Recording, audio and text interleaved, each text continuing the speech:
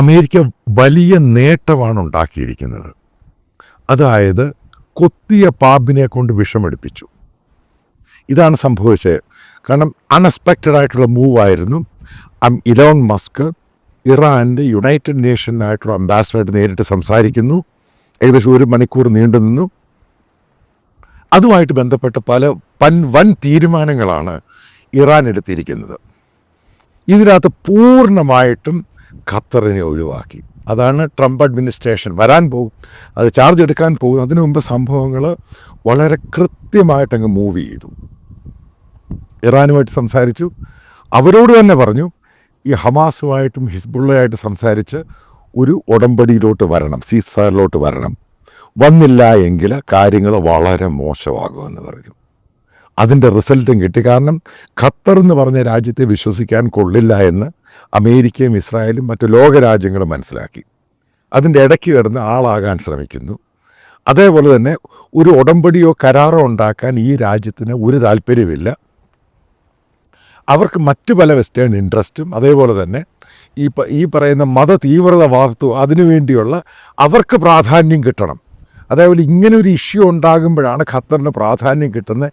ആ രീതിയിൽ അതിനെ വഷളാക്കാൻ ശ്രമിച്ചു എന്ന് അമേരിക്കൻ ഡിപ്ലോമാറ്റ്സും ഇസ്രായേലി ഡിപ്ലോമാറ്റ്സും ഈജിപ്ഷ്യൻസ് അവരും ഒക്കെ വളരെ ശക്തമായ രീതിയിൽ ഖത്തറിനെതിരെ പറഞ്ഞു. അതിൻ്റെയാണ് ട്രംപ് ഖത്തറിന് വാൺ ചെയ്തത്. അതുകൊണ്ടാണ് ഹമാസിൻ്റെ ഓഫീസ് അടച്ച് ഇനി നിങ്ങളുടെ ഖത്തറിനോട് തന്നെ പറയും നിങ്ങളുടെ ആവശ്യമൊന്നുമില്ല, ഞങ്ങൾക്കറിയാം എങ്ങനെ ചെയ്യണം.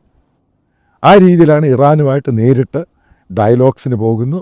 അതിൻ്റെ പേരിലാണ് ഇറാൻ നേരിട്ട് ഹമാസുമായിട്ട് സംസാരിക്കുന്നു, ഹിസ്ബുള്ളയായിട്ട് സംസാരിക്കുന്നു, വെടിനിർത്തലിന് തയ്യാറാക്കുക. അതായത് മനസ്സിലാക്കാൻ പോയി എത്രയും പെട്ടെന്ന് തന്നെ ഹമാസിൻ്റെ കസ്റ്റഡിയിലുള്ള ഹോസ്റ്റേജസിനെ റിലീസ് ചെയ്യാനുള്ള സാധ്യത പല ആൾക്കാരും തള്ളിക്കളയുന്നില്ല.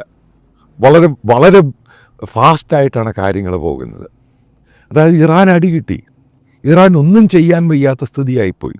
ഇനി അമേരിക്കയുടെ ലൈനിലോട്ട് പോവുക, അല്ലെങ്കിൽ ഇസ്രായേൽ പറയുന്ന കേൾക്കുക, അതിനെന്താണൊരു വഴി? ഇപ്പോൾ അമേരിക്ക പറഞ്ഞൊരു സംഭവമാണ് ആ റീജിയനിൽ സമാധാനം കൊണ്ടുവരണം. അതിന് ഹിസ്ബുള്ള പിന്മാറണം, ഹിസ്ബുള്ള പൂർണ്ണമായിട്ടും സറണ്ടർ ചെയ്യണം. നേരത്തെ ഉണ്ടായിരുന്ന ഓസ്ലോ കരാറ് പോലെ തന്നെ ഹിസ്ബുള്ള എന്ന് പറയുന്നത് ലെബനൻ്റെ ടെറിട്ടറിയിൽ നിന്ന്, അതായത് വളരെ ദൂരെ മാറി ഇസ്രായേലുമായിട്ട് അടുത്ത് നിൽക്കുന്ന രീതിയിലാകരുത്. കാരണം അവിടുത്തെ ബോർഡർ സെക്യൂരിറ്റി എന്ന് പറയുന്നത് ലെബനീസ് ന്യൂട്രലായിട്ടുള്ള പട്ടാളം മതി. മനസ്സിലാക്കേണ്ട പോയിൻ്റുണ്ട്. തെക്കൻ ലെബനൻ ഇസ്രായേലിൻ്റെ കയ്യിലാണ്. അവിടെ പോലും അവിടെ വരാൻ പാടില്ല, അതായത് ലെബനീസ് പട്ടാളം വരാൻ പാടില്ല. ആ രീതിയിലുള്ള കരാറിന് ഏകദേശം ലെബനനും തയ്യാറാണ്, ഹിസ്ബുള്ളയും തയ്യാറാണ്. അതുകൊണ്ടാണ് ഇറാൻ പറയുന്നവർ കേൾക്കുന്നത്. കാരണം ഇറാൻ അതാണ് ഞാൻ നേരത്തെ പറഞ്ഞത്, ആരൊക്കെയാണ് ഇവരെ സപ്പോർട്ട് ചെയ്തത് അവനെ തൊലച്ചു കഴിഞ്ഞപ്പോൾ ഇവർക്ക് സമാധാനമായി. അതിനകത്ത് കളിക്കാൻ ശ്രമിച്ച ഖത്തറിനെ ഒരു ദൂരെ കളഞ്ഞു. അതായത് ഇനിയും ഫർദറായിട്ടുണ്ടാകാൻ പോകുന്ന മിഡിൽ ഈസ്റ്റ് ഏഷ്യയിലെ ഖത്തറിൻ്റെ പ്രാധാന്യം അമേരിക്ക വീണ്ടും കുറച്ചുകൊണ്ട് വന്നിട്ട് ആ ബേസ് എടുത്ത് മാറ്റാനുള്ള സാധ്യതയുണ്ട്. കാരണം ഖത്തർ വൃത്തികെട്ട രീതിയിലാണ് പല ഗെയിമുകളും കളിച്ചത്. പല ഇതേപോലെയുള്ള മിലിറ്റൻ്റ് ഓർഗനൈസേഷന് സാമ്പത്തികമായിട്ടും ഒക്കെ സഹായം ചെയ്ത് അവിടെ പ്രശ്നമുണ്ടാക്കാൻ ഖത്തർ വലിയ രീതിയിൽ ശ്രമിച്ചു. ഇനി ട്രംപ് അധികാരത്തിൽ ഏറ്റെടുത്ത 1-2 മാസത്തിനുള്ളിൽ ഖത്തറിനെതിരെ വൻ താക്കീത് കൊടുക്കാൻ ചിലപ്പോൾ അമേരിക്ക തയ്യാറായേക്കും. കാരണം അവിടെ ഇവരീ നടത്തുന്ന കാരണം അമേരിക്കയായിട്ട് ഇവർക്ക് പ്രശ്നമുണ്ട്. കാരണം അമേരിക്കയിൽ നടന്ന യൂണിവേഴ്സിറ്റികളിൽ നടന്ന പല പാലസ്തീൻ അനുകൂല പ്രകടനങ്ങളും ഖത്തറാണ് പണം കൊടുത്തതെന്ന് ഇവിടെ വലിയ പ്രശ്നമായി മാറിയേക്കുകയാണ്. ചിലപ്പോൾ ഖത്തറിനെതിരെ ചില അറേബ്യൻ രാജ്യങ്ങൾ വീണ്ടും സാമ്പത്തിക ഉപരോധം ഏർപ്പെടുത്താൻ സാധ്യതയുണ്ട്. നേരത്തെ ഉണ്ടായിരുന്നു, സൗദി ആണെങ്കിലും ബഹ്റൈൻ UAE ഉണ്ടായി. ഇനി വീണ്ടും ട്രംപ് വരികയാണ്. സംഭവം വീണ്ടും പിച്ച് മാറുവാണെങ്കിൽ ഇപ്രാവശ്യം ഖത്തറിനെ അങ്ങ് ഒതുക്കും എല്ലാ രീതിയിലും.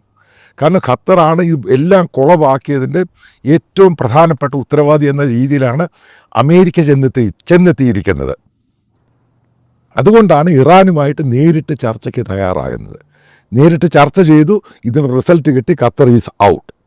ഇപ്പോൾ ഖത്തറിന് വേറെ താക്കീത് കൊടുത്തിട്ടുണ്ട്. ഒരു കാരണവശാലും ലോകത്ത് കിടക്കുന്ന പല ഇസ്ലാമിക് സംഭവങ്ങൾക്കും അവർ ഫണ്ടിങ് അവസാനിപ്പിക്കണം.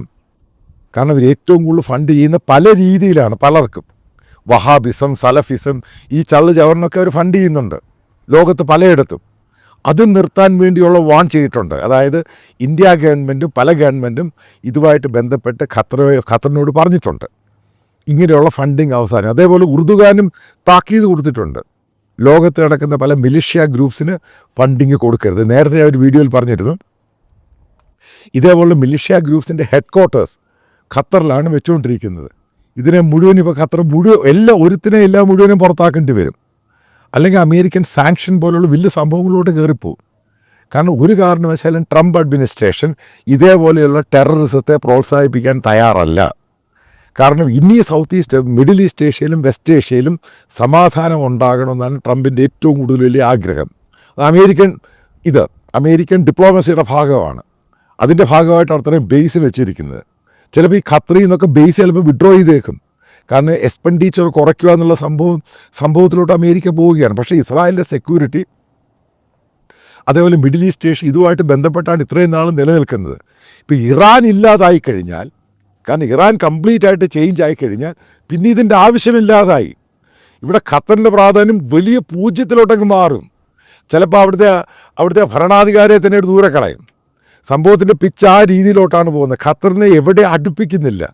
അതായത് ട്രംപ് അഡ്മിനിസ്ട്രേഷൻ, അതായത് ട്രംപ് വിജയിച്ച് ഡിക്ലെയർ ചെയ്ത ശേഷം ഇവിടെ ഉണ്ടായ മാറ്റം എന്ന് പറഞ്ഞത് ഏറ്റവും കൂടുതൽ മിഡിൽ ഈസ്റ്റ് ഏഷ്യയിലുള്ള മാറ്റമാണ് ഗ്ലോബൽ മീഡിയ പറയുന്നത്.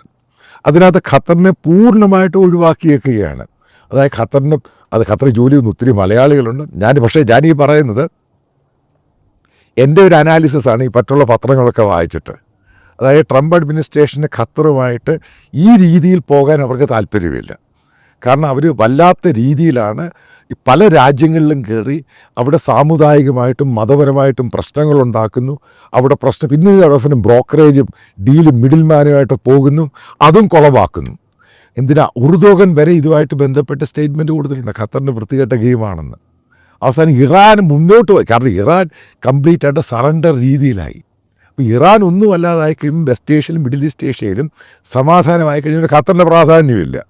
കാരണം ഇസ്രായേൽ ആയിരിക്കും പിന്നെ അവിടുത്തെ ഒരു ഗ്ലോബൽ പ്ലെയർ എന്ന് പറയുന്നത്.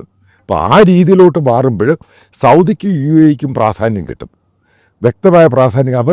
അവർക്ക് ഉറപ്പായിട്ടും ഖത്തറിൻ്റെ മുകളിലോട്ട് അവർ കയറി വരും എല്ലാ രീതിയിലും. പിന്നീട് ഉണ്ടാകാൻ പോകുന്നത് ഈ രാജ്യങ്ങളുമായിട്ടൊക്കെ അമേരിക്ക നേരിട്ടുള്ള ബന്ധം, ഇറാനുമായിട്ടും മറ്റുള്ള എല്ലാ രാജ്യങ്ങളുമായിട്ട് നേരിട്ടുള്ള ബന്ധമാകും. കാരണം ഹൂത്തികളെ ഇൻസ്പയർ ചെയ്ത് പ്രശ്നമുണ്ടാക്കിയത് ഖത്തറാണെന്നുള്ള റിപ്പോർട്ട് വരുന്നു. കാരണം അവരെ കൊണ്ട് ഈ സൗദിയെയും UAE അടുപ്പിച്ചത് ഖത്തറിൻ്റെ താല്പര്യമായിരുന്നു എന്നും പുറത്തു വരുന്നു. കാരണം ഖത്തർ അത് ഇറാനോട് പറഞ്ഞിട്ട് ഇറാനെ കൊണ്ട് ചെയ്യിപ്പിച്ചു എന്ന വാർത്തയൊക്കെ പുറത്തു വരുന്നുണ്ട്.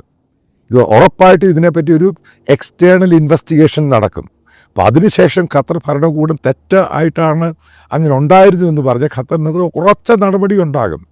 ഈ രീതിയിലോട്ടാണ് ഓരോ ദിവസം കഴിയുമ്പോൾ ഖത്തറിനെതിരെ പല കാര്യങ്ങളും പുരോഗമിക്കുന്നത്. അതായത് മറ്റൊരു സംഭവം പറയുന്നത്, ചില യൂറോപ്യൻ രാജ്യങ്ങൾ ഖത്തറിനെതിരെ ഉപരോധം ഏർപ്പെടുത്താൻ സാധ്യതയുണ്ടെന്നാണ്. അതായത് ഉപരോധം എന്ന് പറഞ്ഞ് പല യൂറോപ്യൻ രാജ്യങ്ങൾ, ഷെങ്കൻ രാജ്യങ്ങളിലും ഖത്തർ പാസ്പോർട്ടുള്ളവർക്ക് വിസ ഓൺ അറൈവലാണ്. അത് ചില രാജ്യങ്ങൾ എടുത്തു കളയാൻ സാധ്യതയുണ്ട്. കാരണം പല യൂറോപ്യൻ രാജ്യങ്ങളിലും ഇസ്ലാമിക പ്രശ്നങ്ങളുണ്ടായേക്കും. അവർക്കെല്ലാം ഫണ്ട് ചെയ്ത് ഖത്തറാണെന്ന് പറയുന്നുണ്ട്. ഇപ്പോൾ ഇൻക്ലൂഡിങ് ഫ്രാൻസ് ആണെങ്കിലും ജർമ്മനി ആണെങ്കിലും ചില രാജ്യങ്ങൾ ചിലപ്പോൾ ഖത്തർ ഈ പാസ്പോർട്ട് ഉള്ളവരുടെ വിസ ഓൺ അറൈവൽ എടുത്ത് കളയാൻ സാധ്യതയുണ്ട്. അതുമല്ലാതെ ചിലപ്പോൾ നടപടികൾ എടുക്കാൻ സാധ്യതയുണ്ടെന്ന് പറയുന്നു. അപ്പോൾ അങ്ങനെ വരുവാണെങ്കിൽ ഖത്തർ എന്ന് പറഞ്ഞ രാജ്യത്തെ സമ്പൂജനാക്കും എന്നുള്ള കാര്യമാണ് എനിക്കിത് കാണാൻ കഴിയുന്നത്.